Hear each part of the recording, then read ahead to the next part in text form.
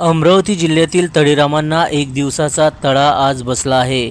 कारण आज अमरावती जिल्ह्यासह राज्यातील रेस्टॉरंट अँड बार बंद ठेवून राज्य सरकारचा निषेध करण्यात आला. सरकारने वाढलेल्या व्हॅट, 15% केलेली फी वाढ आणि दारूच्या किमतीत केलेल्या वाढीमुळे अमरावती जिल्हा बार असोसिएशन आक्रमक झाला आहे.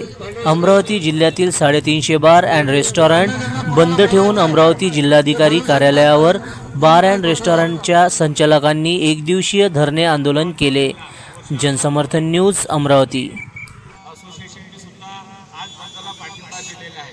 महाराष्ट्राच्या जेवढ्या वाईन बारच्या असोसिएशन आहे सगळ्या आजच्या बंदमध्ये सामील झालेले आहे. आज आमच्या व्यवसायावर खूप मोठं संकट आलेलं आहे. आधीच आमच्यावर 10% व्हॅट लावलेला आहे. 10% व्हॅटमुळे आमचे परमिटिव्हिटी व्यवसाय हे पूर्ण डबघाईस आलेले आहे. शहरात 7 लाख रुपये लायसन फी आहे. आताच 15% परत वाढलेली आहे. आणि त्यानंतर आता नवीनच वाईनचे भाव सुद्धा वाढलेले आहे. दारूचे भाव इतक्या मोठ्या प्रमाणात वाढलेले आहे की आता ते ग्राहक आमच्याकडे येतील की नाही याची आम्हाला शंका आहे. कारण आता समजून घ्या, आता एखादी MRP जर